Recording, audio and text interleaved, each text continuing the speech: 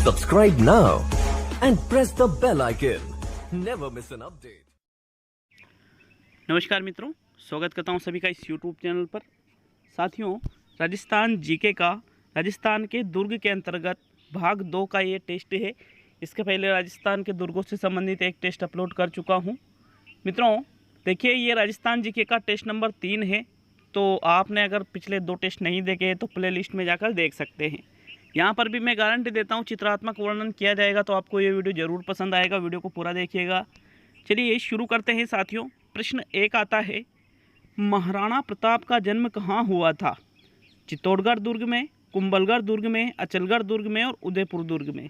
तो साथियों यहाँ पर आपको राइट आंसर बताना है, और इसका जो राइट आंसर आता है वो रहेगा मित्रों कुंभलगढ़ दुर्ग में। तो आपका विकल्प नंबर 2 बिल्कुल सही है। साथियों, कुंभलगढ़ दुर्ग के बारे में थोड़ा वापस जान लेते हैं। ये जो दुर्ग है साथियों, सबसे पहले तो आपको पता होना चाहिए कि ये राजस्थान के राजसमंद जो ज़िला है वहाँ पर ये दुर्ग स्थित है। मित्रों ये जो कुंभलगढ़ दुर्ग है, इसके नीचे जो पहाड़ी आपको दिख रही है, इस पहाड़ी का नाम है जरगा पहाड़ी। क्या नाम है मित्रों इसका? जरगा पहाड़ी पर ये स्थित है। और 1148 मीटर की ऊंचाई पर ये स्थित है। मित्रों गिरी श्रेणी का ये दुर्ग है। गिरी श्रेणी का, कौन सी श्रेणी की अगर बात करें तो गिरी श्रेणी का ये दुर्ग है। और इसका निर्माण महाराणा कुंभा के द्वारा करवाया गया था। किसके द्वारा निर्माण करवाया गया इसका? महाराणा कुंभा के द्वारा।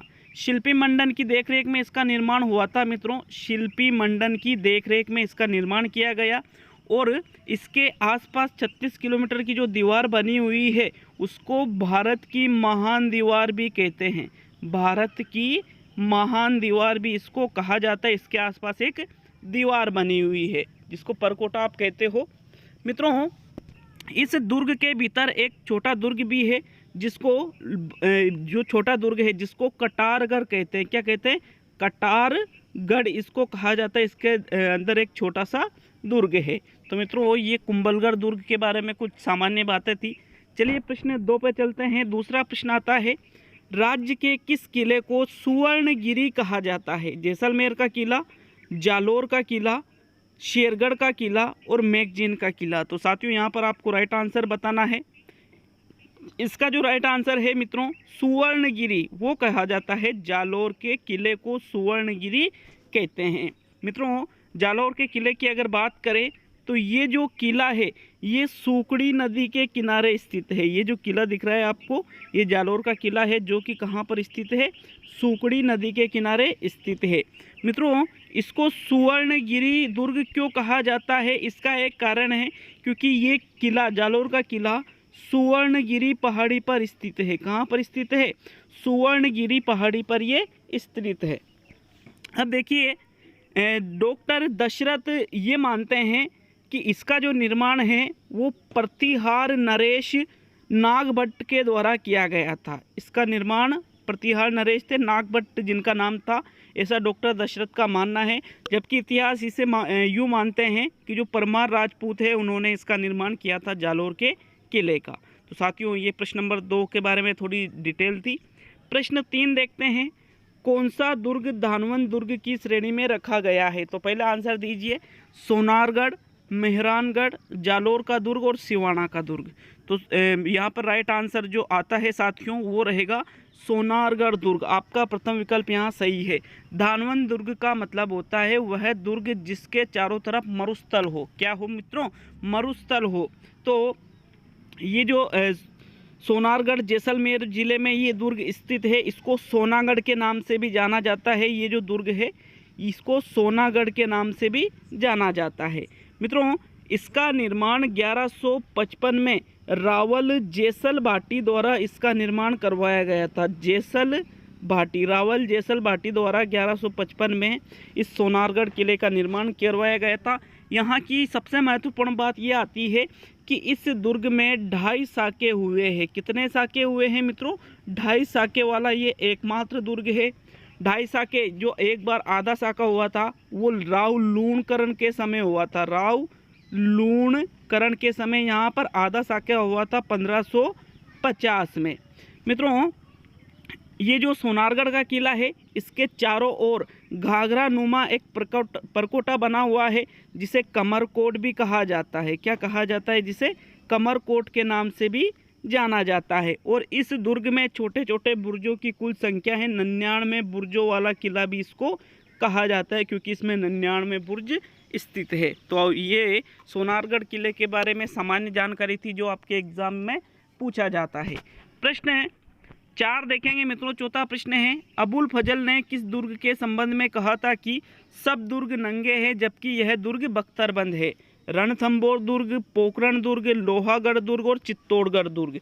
तो साथियों यहाँ पर आपका जो राइट आंसर है वो आपको बताना है, और इसका राइट आंसर है रणथंभौर दुर्ग। रणथंभौर दुर्ग के बारे में ही अबुल फजल का कहना था कि सब दुर्ग तो नंगे हैं जबकि यह दुर्ग बख्तरबंद है। साथियों रणथंभौर दुर्ग की अगर बात करें तो यह सवाई माधोपुर जिले में वर्तमान में स्थित है। कौन से जिले में स्थित है? सवाई माधोपुर में। मित्रों ये दुर्ग पार्वत्य दुर्ग, पार्वत्य पर्वतों के बीच में स्थित, और वन दुर्ग दोनों श्रेणियों में ये दुर्ग आ जाता है।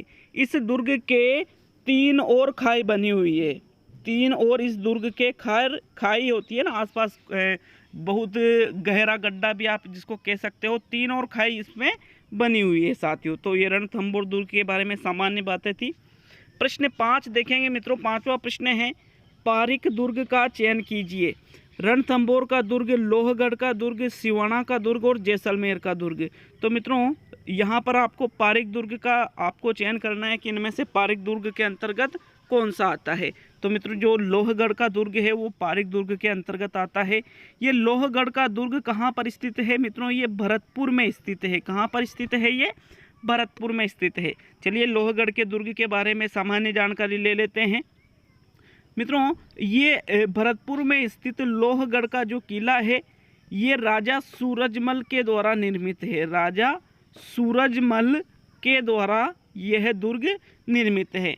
इस दीवार के चारों तरफ दोहरी प्राचीर बनी हुई है। दोहरी प्राचीर मतलब 2 तरह की इसमें दीवारें हो रही है। एक दीवार तो बाहरी दीवार तो हो रही है मिट्टी की, और अंदर की दीवार जो चूना सीमेंट वगैरह इनकी है इसकी हो रही है, चूने की हो रही है। सीमेंट तो उस टाइम पे चलता नहीं था। तो मित्रों देखिए इस दुर्ग की एक बात यह है कि ये एक अभेद्य और अजय दुर्ग माना जाता है, क्योंकि अंग्रेजों ने कई बार इस पर आक्रमण करने की कोशिश की, कई बार आक्रमण भी किया, इसको जीतने की कोशिश की, लेकिन इसके बाहर की जो मिट्टी की दीवार बनी हुई है तो इसमें जब तोपें चलाई गई तो गोले क्या हुआ कि वो जो मिट्टी थी वहाँ पर गोले उसमें समा गए और गोले फटे ही नहीं। इसलिए मित्रों इसको अजय दुर्ग माना जाता है। चारों ओर इसके खाई होने के कारण कोई भी इस दुर्ग को नहीं जीत सका था। साथियों ये था लोहगढ़ दुर्ग भरतपुर। प्रश्न नंबर 6 देखेंगे। चित्तौड़गढ़ दुर्ग में इतिहास के कितने प्रसिद्ध साके हुए हैं? 1, 2, 3, 4। तो साथियों चित्तौड़गढ़ दुर्ग में इतिहास के 3 प्रसिद्ध साके हुए हैं। कितने प्रसिद्ध साके हुए हैं? 3 प्रसिद्ध साके चित्तौड़गढ़ में हुए हैं। मित्रों चित्तौड़गढ़ के बारे में और ज़्यादा जानकारी मैं यहाँ पर आपको देने वाला हूँ। चित्तौड़गढ़ दुर्ग को राजस्थान का गौरव भी कहा जाता है। राजस्थान का गौरव भी इसको कहा जाता है। गढ़ों में सिरमौर भी इसको कहते हैं।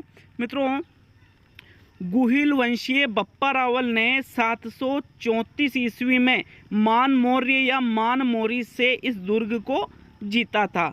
इस दुर्ग का जो वास्तविक नाम है वो था मित्रों चित्रकूट। इस दुर्ग का वास्तविक नाम था मित्रों।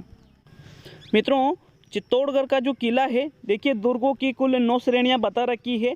उसमें से ये एक श्रेणी को छोड़कर, एक श्रेणी कौन सी? धानवंत दुर्ग की जो श्रेणी होती है उसको छोड़कर सभी श्रेणियों को ये दुर्ग पूरा करता है। साथियों धानवंत दुर्ग का मतलब क्या है? जिसके चारों तरफ ही रेगिस्तान हो, तो उस श्रेणी को छोड़कर ये सभी 8 श्रेणियों को ये पूरा करता है। इस दुर्ग के संबंध में एक प्रसिद्ध कहावत है साथियों कि गढ़ गढ़ तो चित्तौड़गढ़ बाकी सब गढ़ैया। इस दुर्ग के संबंध में ये एक प्रसिद्ध कहावत है। मित्रों इस दुर्ग के अगर पठार की बात करें कि कौन से पठार पर ये स्थित है, तो ये मेसा के पठार पर दुर्ग स्थित है। कौन से पठार पर स्थित है? मेसा के पठार पर। और इसमें कुल अंदर जाने के लिए 7 दरवाजे हैं। दरवाजों की संख्या भी आपसे पूछी जा सकती है, तो 7 दरवाजे हैं। मित्रों राणा कुंभा ने इस दुर्ग में विजय स्तंभ का जो निर्माण करवाया था वो सुल्तान महमूद खिलजी पर विजय किसके उपलक्ष्य में इस दुर्ग में विजय स्तंभ का निर्माण करवाया था? किसने करवाया विजय स्तंभ का निर्माण? महाराणा कुंभा ने। क्यों करवाया मित्रों? क्योंकि उस महाराणा कुंभा सुल्तान महमूद खिलजी पर विजय प्राप्त करके आए थे। इस उपलक्ष्य में ही इन्होंने विजय स्तंभ का निर्माण करवाया था। चलिए प्रश्न 7 देखेंगे मित्रों। 7वां प्रश्न है, जयबान नामक एशिया की सबसे बड़ी तोप किस दुर्ग में रखी हुई है? मेहरानगढ़, नाहरगढ़, जूनागढ़ और जयगढ़। तो जयबान नामक एशिया की सबसे बड़ी तोप की अगर बात करें तो मित्रों ये जयगढ़ दुर्ग में रखी हुई है। जयगढ़ दुर्ग कहाँ पर स्थित है मित्रों? जयगढ़ दुर्ग जयपुर में स्थित है। कहाँ पर स्थित है? जयपुर में ये स्थित है, जिसका निर्माण मानसिंह प्रथम ने करवाया था। ये भी आपको याद रखना है, किसका निर्माण किसके द्वारा करवाया गया? मानसिंह प्रथम के द्वारा ही इसका निर्माण करवाया गया। मित्रों ये भी बताया जाता है कि कई इतिहासकार ये भी बताते हैं कि इसका निर्माण मिर्जा राजा जयसिंह के द्वारा करवाया गया था। कई इतिहासकारों का ये भी मानना है। इस दुर्ग के संबंध में एक खास बात यह है कि पूरे भारत में, संपूर्ण भारत में एकमात्र यही ऐसा दुर्ग है जहां तोप डालने का संयंत्र लगा हुआ है। मतलब यहाँ पर तोप बनाने का कार्य किया जाता था, और एशिया की सबसे बड़ी तोप भी इसी दुर्ग में स्थित है, जयगढ़ दुर्ग में। चलिए प्रश्न नंबर 8 देखेंगे मित्रों। 8वां प्रश्न आता है, डोडगढ़ या धूलगढ़ किस किले को कहा जाता है? भैंसरोड का क्या किला, जूनागढ़ का किला, गागरोन का किला और कुंभलगढ़ का किला। तो डोडगढ़ या धूलगढ़ दुर्ग ये कहा जाता है गागरोन के किले को। मित्रों गागरोन के किले की बात करें तो ये 2 नदियों के संगम पर स्थित है। इसके तीनों तरफ जल हमेशा होता है। अब देखिए नदियाँ नहीं आती है वो अलग बात है, लेकिन इसके तीनों तरफ जल है, इसलिए इसको जल दुर्ग की श्रेणी में रखा जाता है। कौन से दुर्ग की श्रेणी में? जल दुर्ग की श्रेणी में रखा जाता है। और यह मुकुंदरा की पहाड़ी पर स्थित दुर्ग है साथियों। यहाँ पर कुल 2 साके हुए थे। कितने साके हुए थे? 2। एक साका हुआ था सन 1423 में और दूसरा साका हुआ था सन 1444 में। बिना नींव के ही ये दुर्ग बना रखा है, इस चीज़ को भी आपको याद रखना है। प्रश्न नंबर 9 देखेंगे मित्रों। किस दुर्ग के संबंध में कहावत प्रसिद्ध है कि यहाँ पत्थर के पैर, लोहे का शरीर और काठ घोड़े पर सवार होकर ही पहुँचा जा सकता है? कौन से दुर्ग के संबंध में ये कहावत प्रचलित है? पोखरण दुर्ग जैसलमेर, रणथंभौर दुर्ग, सोनागढ़ दुर्ग जैसलमेर और जालोर का दुर्ग। तो मित्रों सोनागढ़ या सोनारगढ़ दुर्ग जैसलमेर के संबंध में ये प्रसिद्ध कहावत है। इस दुर्ग के बारे में हम पहले भी चर्चा कर चुके हैं साथियों। तो तीसरा विकल्प यहाँ पर आपका सही रहेगा। ये वही दुर्ग है जिसके बारे में हमने चर्चा की थी। तो आज का अंतिम प्रश्न नंबर 10 देखेंगे मित्रों। 10वां प्रश्न है, राजस्थान के 6 किलों को जून 2013 में यूनेस्को विश्व धरोहर की सूची में शामिल किया गया था, जिसमें सम्मिलित नहीं है जयपुर के आमेर किला, गागरोन किला, झालावाड़, रणथंभौर किला, सवाई माधोपुर और अजमेर का तारागढ़ दुर्ग। तो साथियों कल मैंने बताया था कि राजस्थान के 5 किलो, सॉरी 5 नहीं था, 6 किलो को जून 2013 में यूनेस्को द्वारा विश्व धरोहर की सूची में शामिल किया गया था। तो इसमें ये जो 4 विकल्प है कौन सा शामिल नहीं है? तो आपका जो अजमेर का तारागढ़ दुर्ग है इसको इसमें विश्व धरोहर की सूची में शामिल नहीं किया गया था। बाकी रणथंभौर को किया, गागरोन को किया, जयपुर को भी किया था। तो चौथा विकल्प आपका यहाँ पर सही है। आशा है मित्रों आपको एक प्रश्न के बदले, यहाँ वैसे प्रश्नों की संख्या तो 10 है, लेकिन लगभग 50 प्रश्न यहाँ पर मैंने तैयार आपके करवा दिए हैं। तो साथियों बिल्कुल इसी प्रकार की टेस्ट सीरीज लेने के लिए चैनल से जुड़ कर रहे हैं।